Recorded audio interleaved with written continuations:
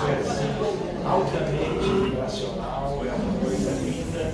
E eu queria, antes de tudo, agradecer a presença de todos vocês, agradecer ao Guilherme e aos amigos de Vigília da Casa, Guilherme por aqui proporcionar a nossa vinda até Recife para fazermos um determinado estudo, agradecer aos amigos que nos recebem, a presença de todos vocês. Queria dizer, antes de tudo, também, que esse é um tema para como que um seminário. Nós vamos usar 1 hora, 2 ou 3, que é o mínimo, assim, né? Às vezes, quando a palestra é noturna, a gente pensa na meia-noite. Tudo bem, a ideia qual é? É que é um tema inesgotável. Na medida em que a medicina é uma ciência que acompanha a história da humanidade. Temos mais de 5.000 anos da história escrita da humanidade e, ao mesmo tempo, evidências lá naquelas regiões do Egito e da Grécia, evidências muito claras, até antes disso, por pinturas rupestres em cavernas da antiguidade, de períodos pré-históricos, a ideia de que sempre existiram a figura dos pacientes e a figura dos terapeutas ou de médicos, como se poderia dizer daqueles que estavam procurando cuidar dos enfermos a cada época. A história da medicina formal começa com Imhotep, no Egito Antigo, que era amigo do faraó, e é ele que começa a lidar com os doentes de uma forma, vamos dizer assim, algo científica. Depois nós tivemos Hipócrates, os dois são chamados de pais da medicina. E o que nós fazemos hoje é algo que só pode ser feito em função do Consolador prometido. E aí, novamente, nós compreendemos a coisa extraordinária que foi a providência de Jesus para que tivéssemos a doutrina espírita iluminando o conhecimento de um modo geral, incluindo a própria religião, a ciência, a filosofia e a arte. A medicina não podia ficar de fora, de tal maneira que hoje se pode trabalhar numa fronteira linda entre a medicina acadêmica, a medicina que antes era de um paradigma materialista, mecanicista, cartesiano, e agora vem sendo como que iluminada por um paradigma novo, que é o paradigma espírito e matéria, mente e corpo. Só esse aspecto nos ocuparia, vamos dizer, o tempo que nós teríamos para fazer hoje a nossa singela apresentação. Mas isso, quem sabe, poderíamos estender num outro momento. O que nós gostaríamos de lembrar, quando a gente coloca assim, medicina mediúnica, é por quê? Porque com o advento da doutrina espírita, do movimento espírita, das bases kardecianas, trazendo aquilo que é, vamos dizer assim, a segurança na atividade mediúnica, até certo ponto, nós podemos perceber que quando nós atendemos um caso qualquer de um paciente mais grave, ou até menos grave, de doença ou transtorno mental, ou de doença clínica mais importante no campo das cardiopatias, das doenças neoplásicas ou dos tumores, das doenças degenerativas e assim por diante, nós encontramos espíritos, sempre. Ninguém, isso é lei, uma lei que não está posta ainda como tal, mas a experiência se repete tantas vezes que nós já temos uma espécie de convicção no sentido de que ninguém adoece sozinho. Não me refiro a resfriado comum, eu me refiro a patologias importantes, que são hoje aos milhares.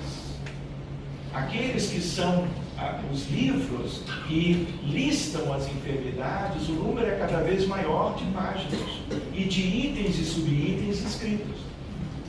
De tal maneira que nós estamos obtendo da doutrina espírita ferramentas novas, especialmente no campo da mediunidade, para nós, encontrando os espíritos, vinculados aos doentes de uma maneira geral, e, portanto, isso é atividade que não é de consultório, isso é atividade da instituição espírita, que tenha se familiarizado com as reuniões mediúnicas sérias, como dizia Kardec, também com este objetivo, de consolar, de procurar melhorar o prognóstico das enfermidades que são, vamos dizer assim, em número tão expressivo e que geram todo tipo de sofrimento para cada uma das pessoas, para as suas famílias, para a sociedade de um modo geral. Então, em breves palavras, essa medicina mediúnica contemporânea, eu digo contemporânea, que é aquela que é possível nos dias atuais. Daqui a 200 ou 500 anos, na medida em que a humanidade avançar em termos de recursos morais, individuais, pessoais, daqueles que estão se enfronhando, vamos dizer, nesta realidade, nós haveremos de fazer mais do que se pode fazer hoje. Outra ideia, guardem isso, não vou dizer que é lei, que pode ser uma pretensão de adiantarmos no tempo, mas no futuro, todos os hospitais da Terra terão equipes mediúnicas.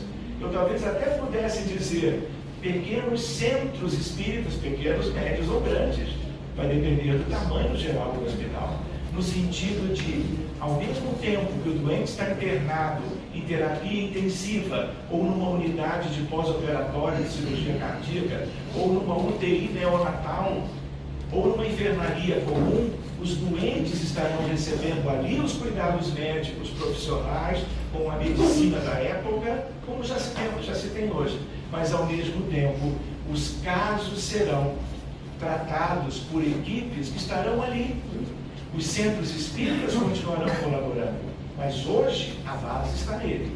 E nós precisamos estudar a doutrina espírita, estudarmos Kardec detidamente, e as obras de André Luiz, de Emmanuel, de Humberto de Campos, para que a gente tenha a base para trabalharmos essas questões.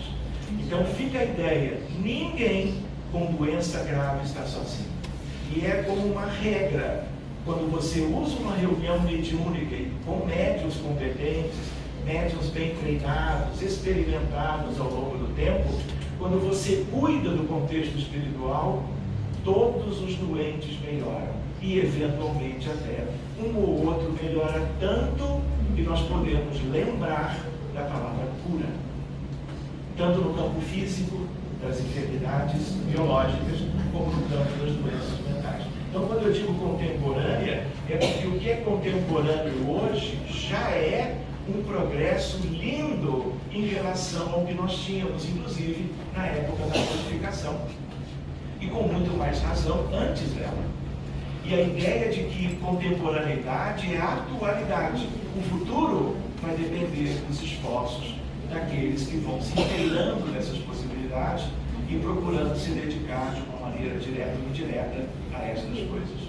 De tal maneira que quando nós trabalhamos nesta seara, vamos dizer assim, nós encontramos as evidências da imortalidade. Por quê?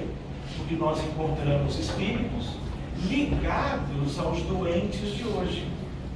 E isso, inclusive, nos ajuda a compreender, de novo, que ninguém adoece, ninguém sofre sem razões espirituais.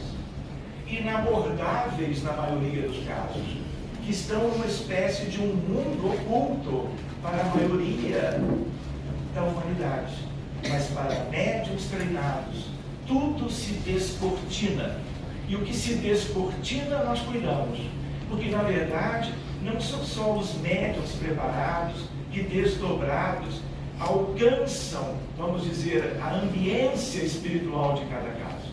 É o mundo maior que tem todo o interesse nestas coisas e levanta o véu do tipo, vejam isto e cuidem. E nós estamos dando para vocês, vamos dizer, a cobertura necessária. Na verdade, são eles que estão cuidando. Nós participamos um pouquinho, mas a essência do trabalho é da espiritualidade. Muito bem, estamos aqui em Recife, hoje é 13 de outubro, então vamos adiante. Esse é o primeiro slide, são 149.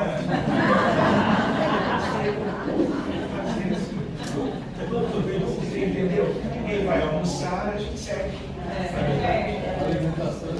Muito bem, então só para nós nos lembrarmos da figura querida de Allan Kardec, numa imagem pouco conhecida, que nós gostamos muito, que foi pintada por um amigo lá na Finlândia.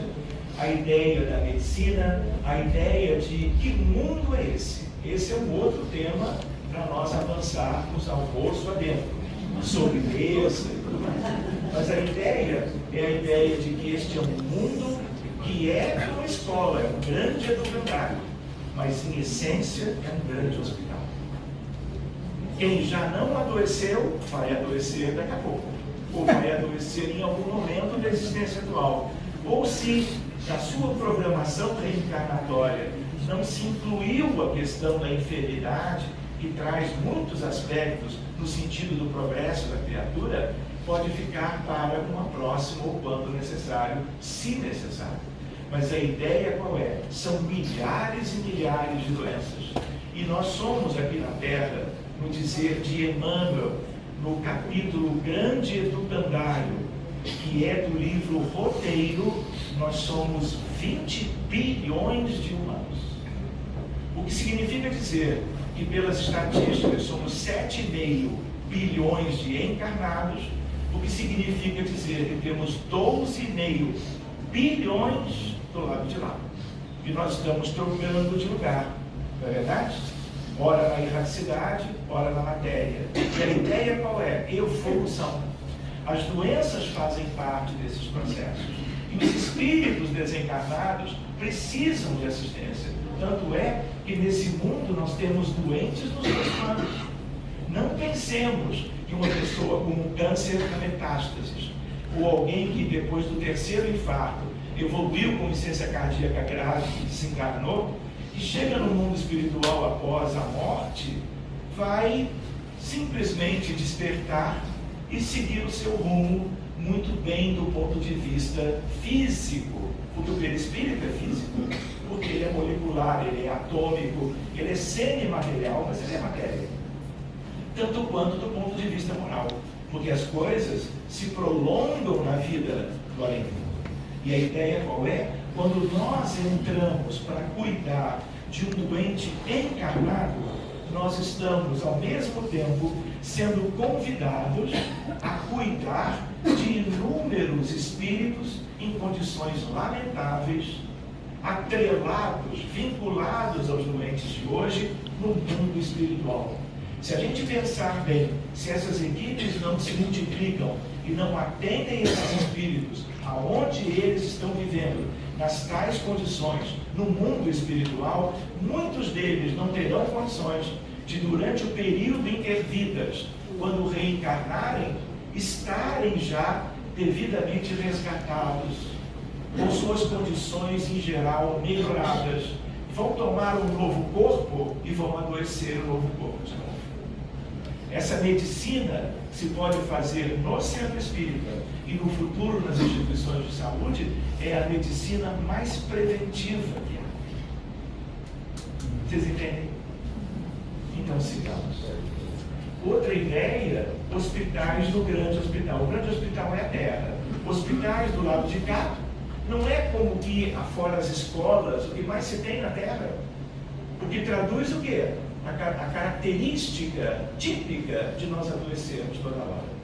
Outra ideia, eu vou lembrar, não adianta ficar assim mais otimista. Não, acabei de fazer todos os exames, ressonância, tomografia e tudo mais. E o médico bateu nas costas assim, olha, volte daqui a 2, 3 anos, porque está tudo muito bem. Só que a gente lembra, a ressonância, a tomografia e o ultrassom só enxergam o corpo físico. E mais dia, menos dia, onde estão as enfermidades? Na alma imortal, claro, mas o perispírito já está adoecido. Por quê? Porque ele traz as marcas das circunstâncias, experiências, inclusive aquelas nas quais nós contrariávamos as leis de Deus. Mas dia menos dia, nós vamos encontrar os tais exames complementares de imagem verificando as condições do perispírito. E aí a medicina muda. Ela muda com a abordagem espírita, mas ela vai mudar muito, porque nós vamos poder agir preventivamente, incluindo os aspectos espirituais, quando nós tivermos métodos de imagem capazes de verificar, olha, quanto aos exames da biologia, hoje você está muito bem, mas existe uma biologia no mundo espiritual que é do perispírito, de cada um encarnado. E nós precisamos cuidar disso.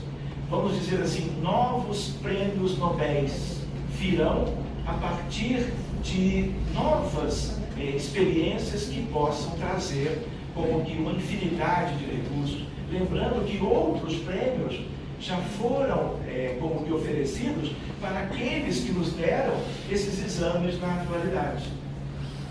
Tudo veio pela física moderna, pela física clássica, que é como que uma mãe das ciências. Mas esse é um outro tema para 2024, 2025.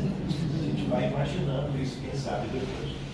Nosso lar e as colônias, vocês lembram? A única colônia que nós conhecemos um pouco melhor é aquela do livro. Lembram? E para onde André Luiz foi imediatamente depois que foi resgatado? Para o hospital. E ele fica em tratamento, não é verdade? Com Clarence e outros amigos espirituais, para poder se refazer a nível espiritual do que ele tinha dentro dele, adoeceu o corpo do ponto de vista do câncer de cólon que ele apresentou, desencarnou no pós-operatório. Então a gente lembra que esta medicina que André Luiz nos ensina como uma medicina do mundo espiritual, nós vamos trazendo para o lado de cá. Porque o mundo espiritual é um mundo de origem, é um mundo causal. Então nós temos que perscrutar aquela realidade para irmos trazendo para cá essas coisas.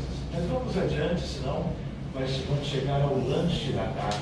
Muito bem, a importância da mediunidade. Por isso, medicina mediúnica. Nós não conseguimos isto de outro modo. Por isso, esta faculdade, este talento, este dom da criatura humana, que é divino, que é natural para um mundo onde nós temos duas características tão distintas, o lado de lá e o lado de cá. E a mediunidade, obviamente, é o grande instrumento para unir os dois planos. Porque nós estamos encarnados aqui, mas nós estamos lá. Nós dormimos e já estamos no mundo espiritual. Tanto quanto os desencarnados de quase todo tipo de natureza ou de esfera de vida, está lá. Mas está aqui interagindo com aqueles encarnados na cruz. Não é essa a realidade? Temos que buscar compreender e adaptar essas coisas. Então, a mediunidade eu chamaria assim, o tesouro instrumental de uma nova medicina. Seguindo adiante, a medicina espírita. Lembrando que hoje, aquilo que a gente consegue trabalhar e vislumbrar, medicina espírita é mais do que medicina e espiritualidade e religiosidade, que é outro capítulo lindo dos tempos atuais, mas a ideia de que é um binômio, desobsessão e fluidoterapia. Podemos chamar a fluidoterapia de magnetismo de cura, podemos chamar de passe terapêutico, um passe aplicado para os doentes que vêm à casa espírita. Mas lembrando que a fluidoterapia também contempla os desencarnados ligados aos casos e que são trazidos para as reuniões espíritas, para que se possa fazer, vamos dizer, algo diferente e melhor.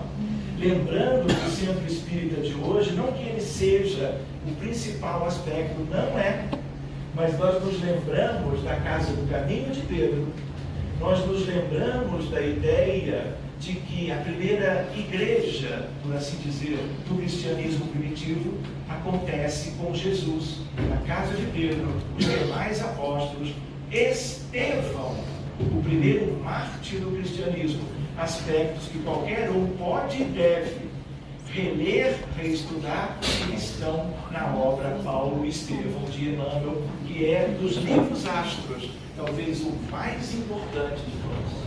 Seguindo adiante.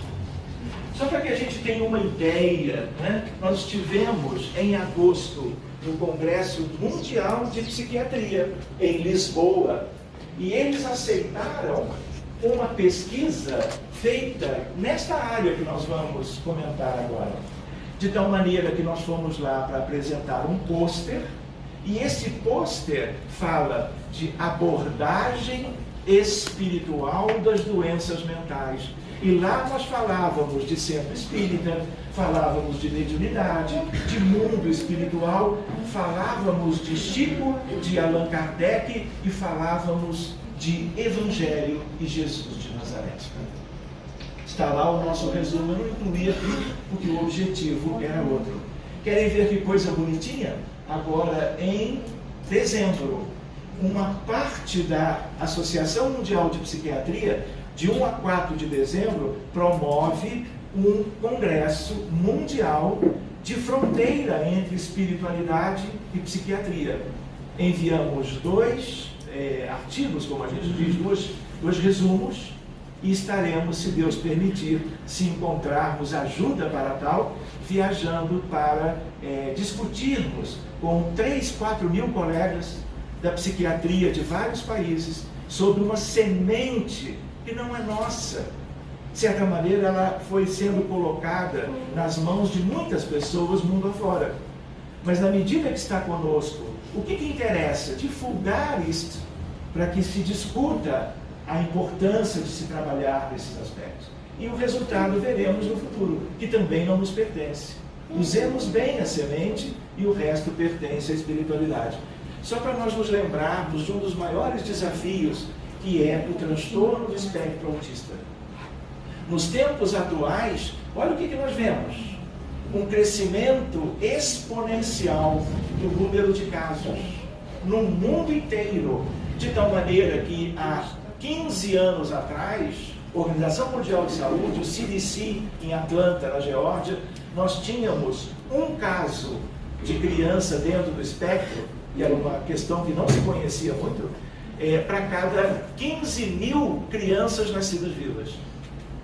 Quando esse slide foi feito, também de 2014, CDC, 1 para 68, e hoje é 1 para 58.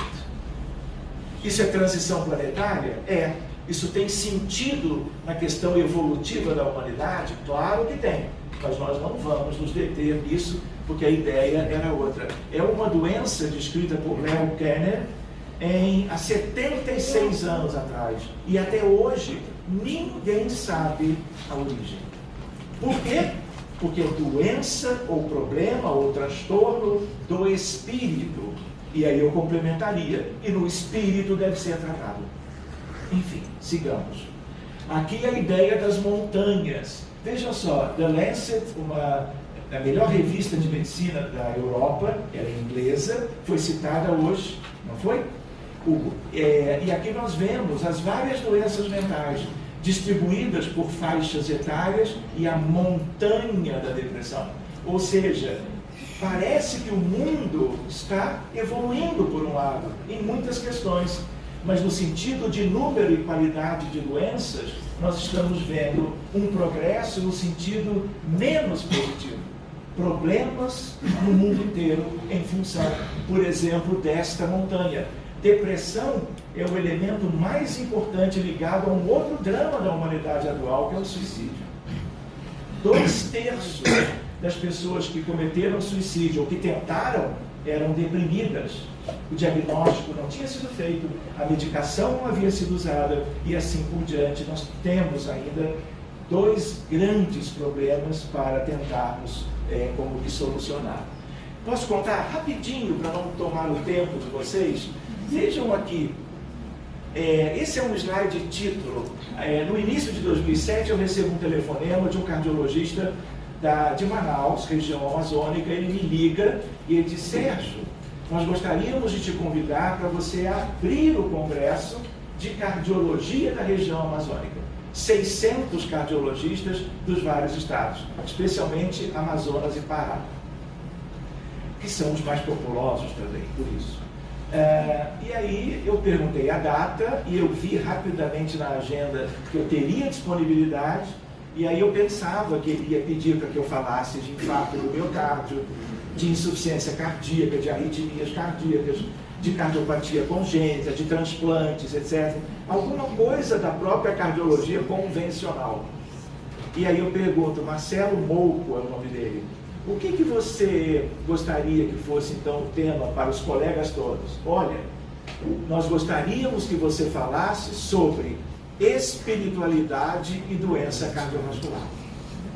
E isso é inusitado, mas são os novos tempos em que nós vamos ver espiritualidade e psiquiatria, espiritualidade e neurologia, espiritualidade e doença cardiovascular. São as 3 especialidades que, por razões simples, estão como que mais abertas e participando mais dos esforços de unir as 2 coisas. Muito bem, aí eu perguntei, Marcelo, ótimo, que dei parabéns a ele e à comissão científica pela escolha do tema, já me imaginava lá, e aí eu perguntei, então Marcelo, quanto tempo eu tenho para falar? Ah, Sérgio, 20 minutos. Eu falei, não vou. O avião é do Rio de Janeiro, atravessa diagonalmente o Brasil e chega em Manaus. 4 horas e meia de voo. Para 20 minutos? Aí ele ficou muito assim, tá bom, Sérgio, deixa eu conversar com os colegas. No outro dia ele liga e diz, olha, Sérgio, conseguimos 1 hora. Eu falei, agora eu vou. E aí foi muito interessante. Esse é o slide de título, 28 de setembro de 17, Sociedade Brasileira de Cardiologia. Eu coloquei as araras de propósito, porque é como um símbolo da região amazônica e a ideia do tema. Sociedade de Cardiologia do Rio de Janeiro. Olha o tema. Repercussões fisiológicas determinadas pela religiosidade e espiritualidade. Ou seja, o que estas questões podem, uma vez vivenciadas, modificar para melhor ou para pior a fisiologia cardiovascular. Então são tempos novos. E esses tempos eram esperados. Nós só temos que nos dedicar cada vez mais para vermos essas coisas se ampliando. Muito bem, a ideia de uma fluidoterapia espírita numa casa irmã do Rio de Janeiro, vejam a organização, o número de pacientes, a equipe preparando para um dos aspectos do binômio, que é o passe terapêutico ou a fluidoterapia espírita. Que lugar que é esse? Não é nosso lar? Pelo menos a nível de um desenho. Lembra do tio André? Ele sai com o perispírito todo como que danificado. Na verdade, esse perispírito não sofre pelo efeito da cirurgia ou da retirada de um pedaço do colo. Na verdade, ele já estava alterado. Estas alterações é que levaram à neoplasia da estrutura do tubo digestivo. Posso contar? Esse é um primeiro caso. No computador tem diversos, eu diria centenas, porque esta é uma experiência de 35 anos. E esse é um caso que é dos últimos anos. O nome dele é Rodolfo, ele é carioca. Ele estava muito bem, completamente rígido, vida normal, até que ele faz uma pneumonia comunitária.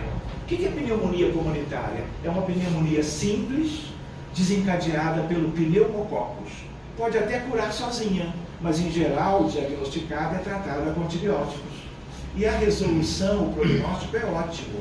Só que no caso dele, ele vai agravando, toma medicação em caráter ambulatorial, evolui para pneumonia bilateral extensa, grave, com insuficiência respiratória aguda. É levado para um dos melhores CTIs do Rio de Janeiro, em Copacabana. E como é que eu soube do caso? Eu estava numa quinta-feira para começar uma reunião mediúnica para atender já vários casos, vamos dizer, escolhidos. Chega uma fisioterapeuta, Isabel, que trabalha conosco, chegou um pouquinho atrasada, afobada, Sérgio, tem um caso para hoje, não pode esperar. Falei, calma, Isabel, deixa eu fazer a leitura de Emmanuel, a prece de abertura, logo em seguida você fala do seu caso. Eu nunca tinha visto a Isabel tão aflita. No que eu dou a palavra para ela, ela diz, Sérgio, a esposa de um paciente, a esposa do Rodolfo, que é fisioterapeuta também, ela diz assim, olha, eu acabei de ser chamado pelos colegas da rotina do hospital do CTI e eles me disseram, olha, nós não temos mais esperança. Do tipo, prepare-se. E aí ela já sabia dos outros dias que a gravidade dele era qual? Ele tinha que ser tratado no ventilador mecânico com oxigênio a 100%. Há 15 dias. E eu que até trabalhei anos e anos em terapia intensiva, nunca tinha visto isso. 100% você usa pós-parada cardíaca e começa a reduzir para chegar a 35, 40, 30 e depois desmamar quando o doente melhorar da causa. E aí o que aconteceu? Eles tentavam diminuir a FiO2, que a gente chama tecnicamente. Quando tentavam diminuir, o coração começava a bradicardizar. Ia parar, eles aumentavam de novo. 15 dias. Isso em terapia intensiva é completamente inusitado, eu pessoalmente nunca tinha visto. Por isso que os colegas chamaram a esposa e disseram, olha, prepare-se. Muito bem, ela liga para a Isabel aos prantos, e a Isabel transfere essa ansiedade para ela própria e para o grupo.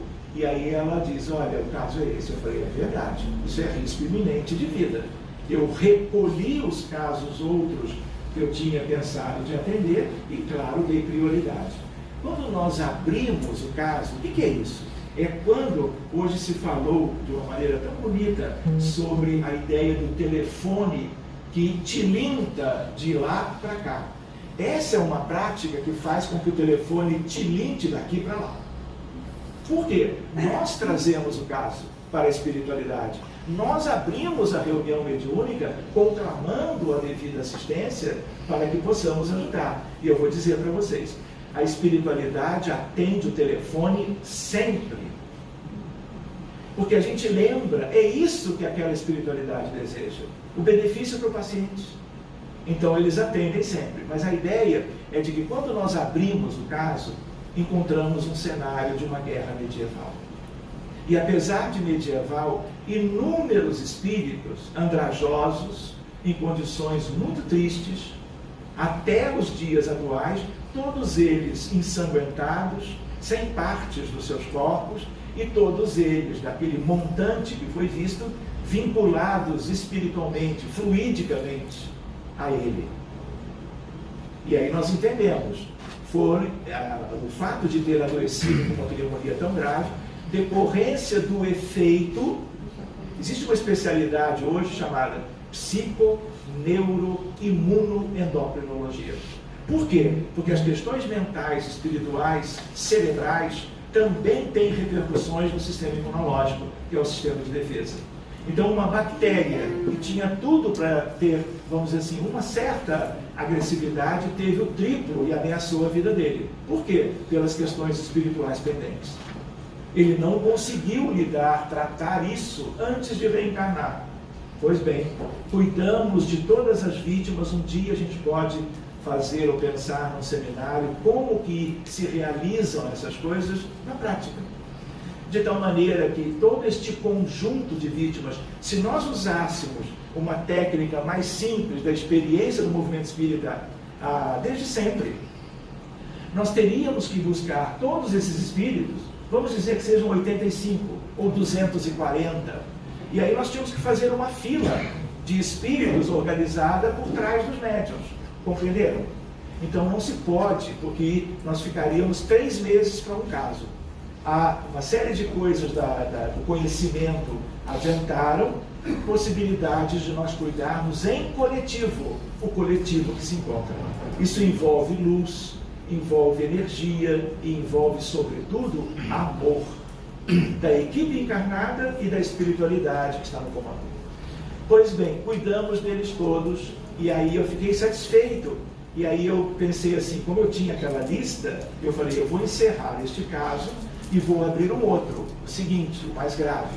E aí uma médica, médium, Soraya Sérgio, assim mesmo, ela levantou o dedinho e diz, olha, o espírito tal te manda um recado.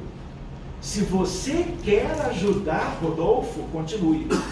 E aí eu entendi que havia mais algo a ser feito dentro do planejamento deles. Eles não me deixaram seguir adiante para um outro caso. E eles é que enxergam o que nós não enxergamos.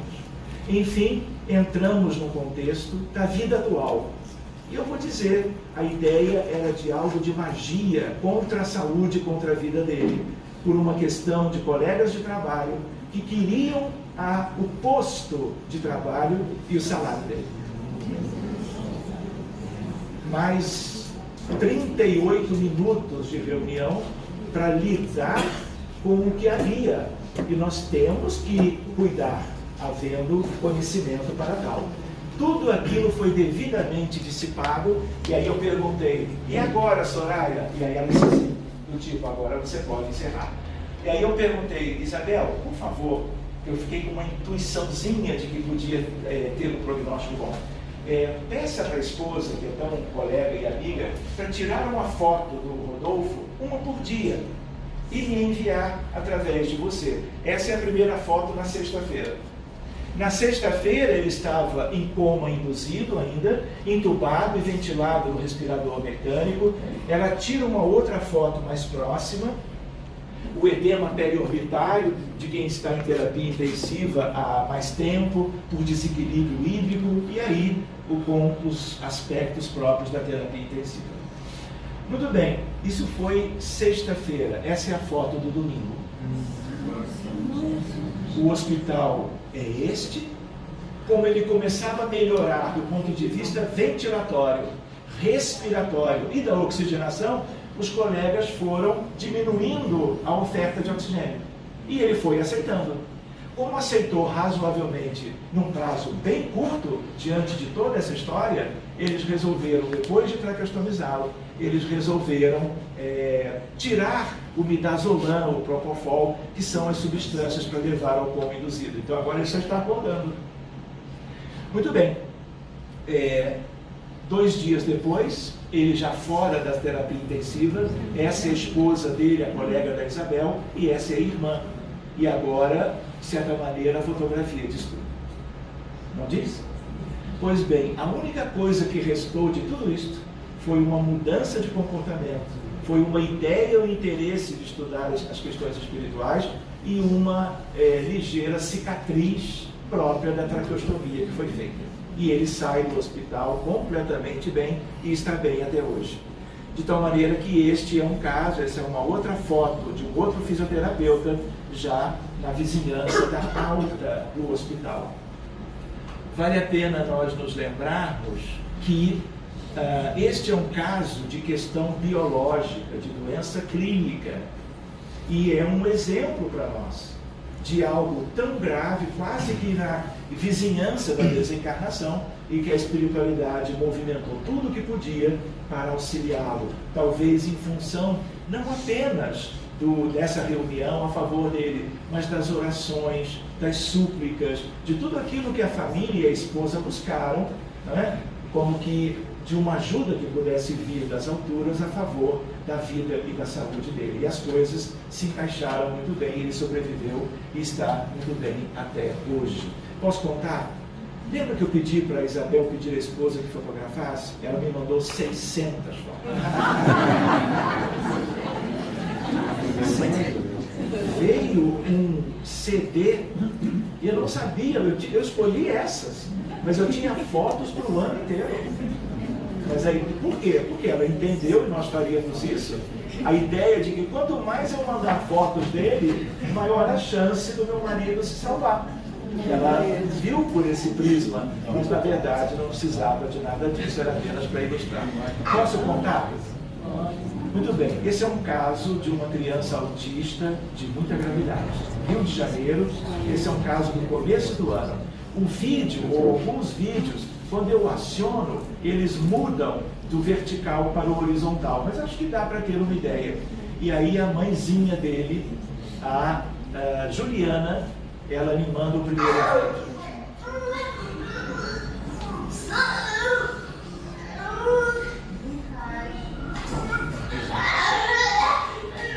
Ele não está com fome, ele não foi abusado, pelo contrário, pais muito amorosos, oferecendo a ele tudo de melhor da psiquiatria e das várias atividades que são buscadas para as nossas crianças dentro do espectro. Pois bem, guerra.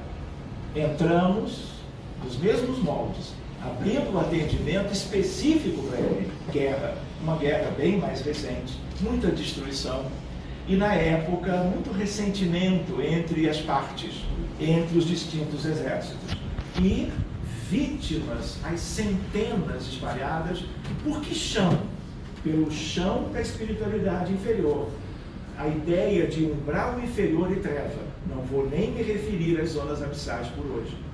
Vocês precisam dormir à noite, né? Precisam estar assim bem sadios, não lembrando de nada que alguém possa falar, ainda mais no domingo, na hora do almoço. De tal maneira que aquela outra devastação foi devidamente tratada. E com as técnicas próprias para isso, envolvendo amor e luz, sentimentos de caridade, mobilização da espiritualidade, isso agiliza de um modo notável o resgate e o benefício para as vítimas. E elas são guided, elas são remetidas, levadas já em condições completamente diferentes. De tal maneira que vão para onde? Para hospitais, para colônias, hospitais de colônias e postos de auxílio que nos dão cobertura. Eles abrem os leitos, alguns nem de leitos vão precisar, mas a ideia é de que tudo nós não podemos conseguir numa reunião. Então eles vão continuar em tratamento. Muitos deles são de outros países, outras culturas, porque são dramas de fora do Brasil, por exemplo. Vocês entendem isso? Muito bem, e aqui a primeira fotografia depois do atendimento. Essa é a avó materna, e aqui ele já super mais calmo, num encontro afetivo com a avó, e ele tem uma melhora nítida aos olhos de todos, de tal maneira que o pai, que era uma pessoa que nada tinha de afinidade com as questões espirituais, hoje ele é um dos frequentadores da instituição, porque ele veio buscando saber o que é isto, né? Porque ele conheceu o filho dele antes, durante vários anos, todos os dias, até que algo diferente acontecera. E aqui é a mãe, a Juliana Minelli, e aqui ele no colo da mãe. Hoje, eu e ele e a equipe somos amigos. Por quê? Nós tínhamos uma fluidoterapia às segundas à noite, continuamos tendo, para os adultos. Mas o número de crianças que foram chegando foi crescendo tanto que não era o ambiente ideal para as crianças. Então nós criamos um outro espaço nas quintas-feiras, da chamada fluido infantil.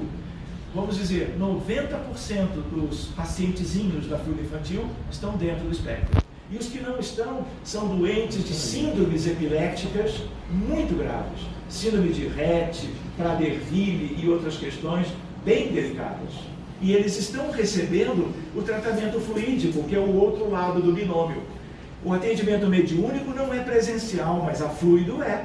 Então as crianças são trazidas por pais, mães, avós, cuidadores, todas as quintas-feiras. Por quê? Exemplo, o cérebro das crianças dentro do espectro, especialmente casos severos ou moderados, esses cérebros são inflamados. Sendo inflamados, você até pode usar anti-inflamatório, mas nós usamos o fluido terapêutico da equipe encarnada para tentar mudar o padrão de inflamação. Através, se o fluido é capaz, por questões de ectoplasmia, de desmaterialização, suprimir uma tumoração de alguns centímetros, inflamação é muito mais razoável que se consiga.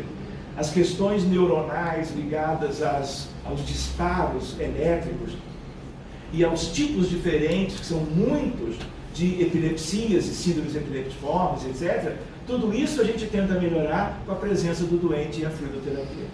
Posso contar? Eu estava numa cidadezinha no estado de Massachusetts, nos Estados Unidos, terminando uma palestra num domingo pela manhã, de 10 ao meio-dia. E lá eles me deram 2 horas. Não, foi só um comentário. E aí,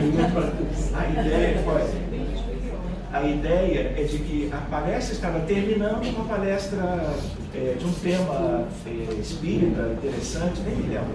E vem chegando a mãe e uma irmã dela carregando um carrinho com uma criança. Eu percebia que a criança era sindrômica.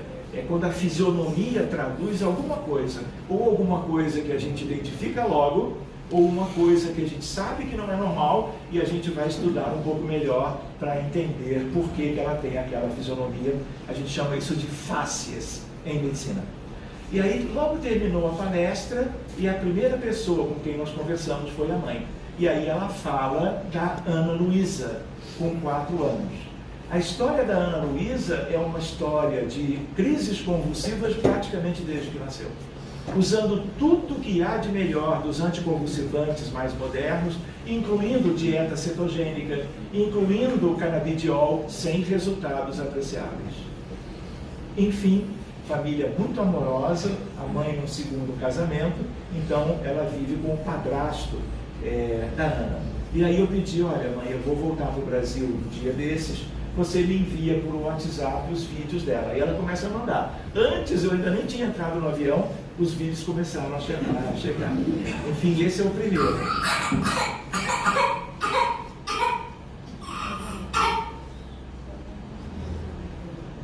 Isso é uma crise convulsiva. É em casa. E o choro é uma consequência do desconforto da crise, que é uma crise, no caso dela, que às vezes é tônico-clônica, às vezes é apenas um espasmo, uma crise tônica, dentro da variabilidade das síndromes epiléticas. E aí ela manda outro vídeo.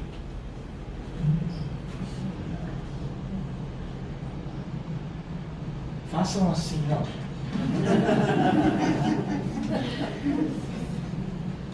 Outra crise. E são crises sucessivas, 40 por dia. 40. Então eles administram isto, mas benefício ainda não tinham obtido. Pois bem, ela manda outro aqui em casa.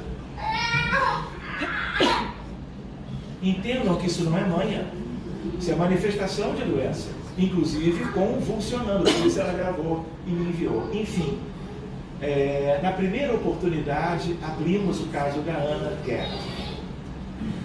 De novo, é como uma receita. Encontramos todo o sofrimento de muitos espíritos adultos ligados a ela como inclusive homem, durante a vivência do conflito armado. De tal maneira que era algo da Primeira Guerra Mundial, algo ligado a... Vou lembrar o nome do país, já. De tal maneira que ela tinha gerado sofrimento dentro do processo do conflito. Pois bem, cuidamos do que tínhamos que cuidar, irradiamos, como ela morava fora, combinamos que ela fosse levada para receber o passe naquela casa espírita onde eu estava terminando a palestrinha. E elas continuaram foram levando sempre a criança, e nós atendemos do ponto de vista da espiritualidade. Quando eu menos espero, por que eu digo assim? Porque eu às vezes não tenho controle mais de todos os casos que chegam.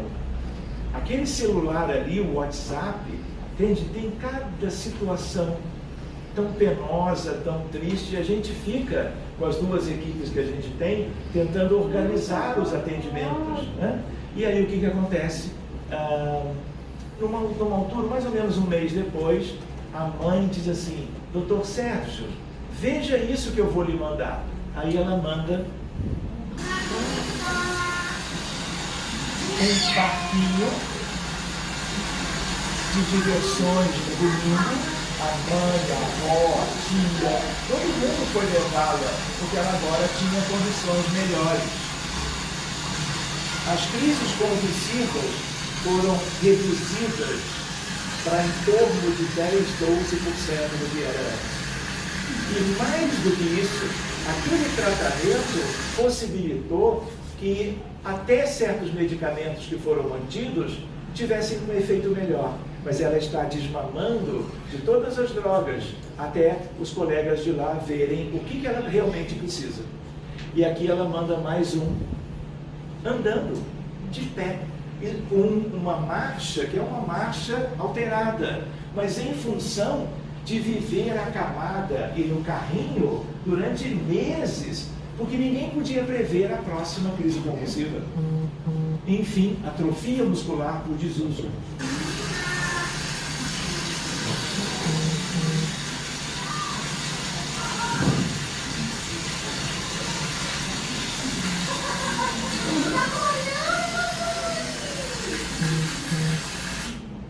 A ideia, a gente não sabe o futuro, mas nós cuidamos do que tínhamos que cuidar.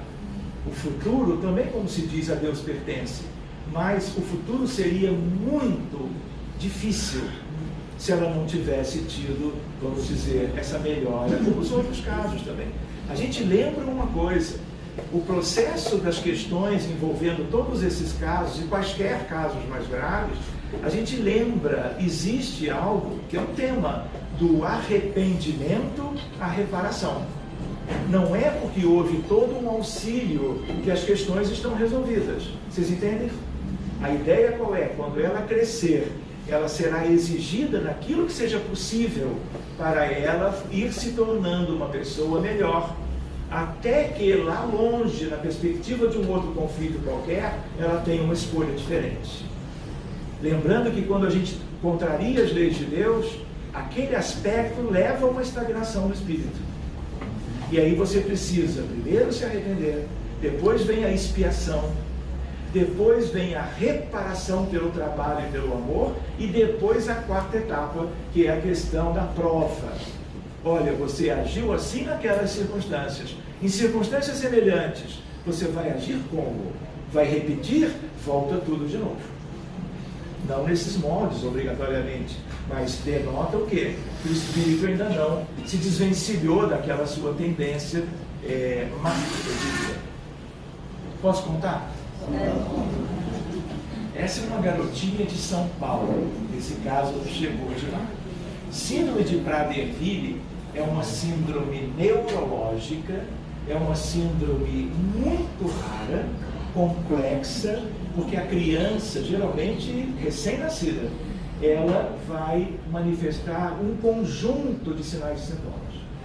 O que mais prevalecia no caso da Lívia era a hipotonia muscular generalizada. O que é isso? Fraqueza muscular. E aí ela não conseguia nada. Querem ver que curioso? Aqui, ó. Isso é um vídeo, vocês veem um movimento. Ela está acordada, desperta, olhinhos abertos, mas ela não se mexe. E os médicos de São Paulo fizeram o diagnóstico e chegaram a dizer, depois de uma série de exames complementares pertinentes, num caso assim, que olha, é uma síndrome que já começou muito grave.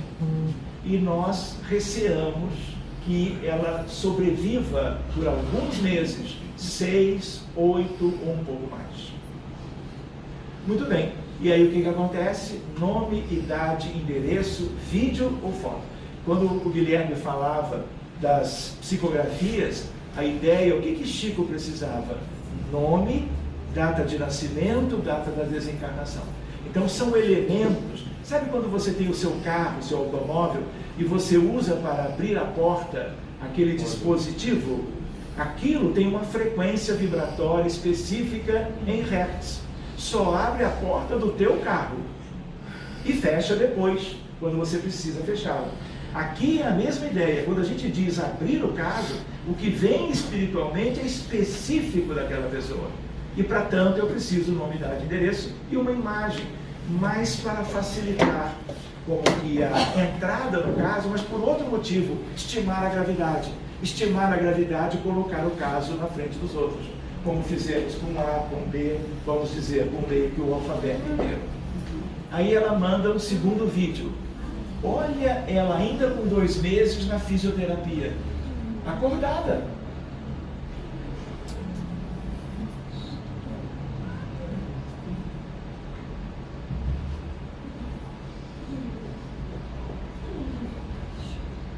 Ela tinha acesso a todos os recursos, mas o quadro era um quadro muito grave. Atendemos outra guerra. O país que eu queria lembrar antes era a Armênia, ligado ao caso anterior. 1,5 milhão de mortos na invasão do Império Otomano na Armênia. E envolvendo, na maioria, civis. E enfim, isso é tema para 2044. Lembrando, então, a ideia da síndrome, e aí o atendimento foi feito. Agora com 8 meses de idade.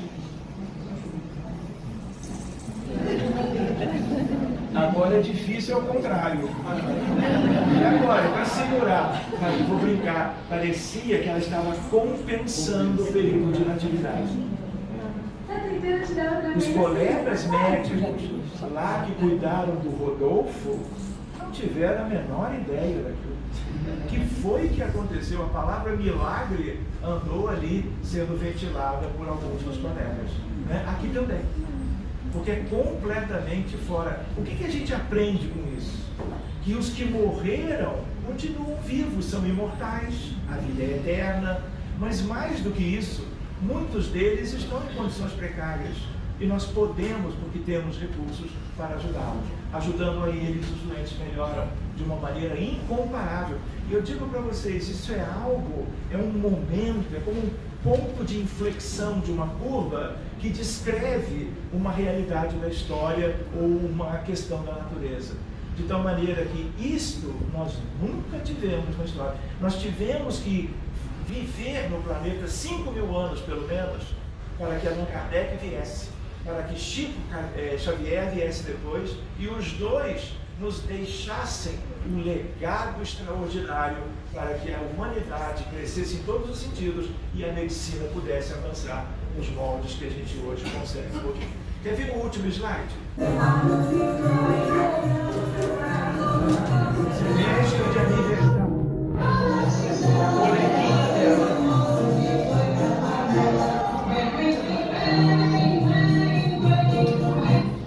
Vamos adiante? Esse é o caso do Guilherme, de Salvador, Bahia, uma criança com autismo. Outro vídeo.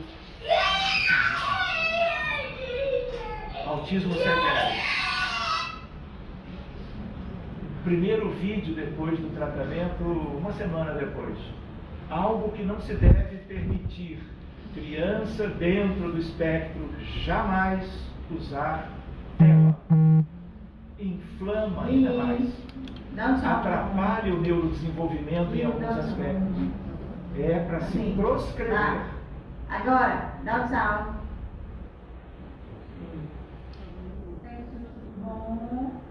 Estou gravando para desejar uma boa. Olha o seu cara.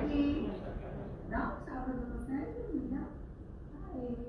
Uma mudança como assim, nada da terapêutica temporal oferecida.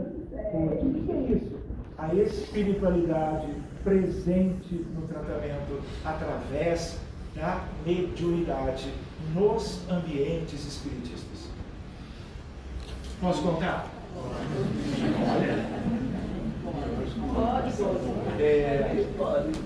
Eu vou me lembrando do Guilherme de novo, que comentou sobre Nova Zelândia, sobre Auckland, né, 5 vezes. Esse é um caso de Sydney, Austrália, em que me liga na época era o Skype, Dr. Sérgio, eu sou a Viviane, e eu assisti a sua palestra no Seed of Light, que é um dos mais antigos centros espíritas de Sydney. E Sydney é a cidade mais importante da Austrália.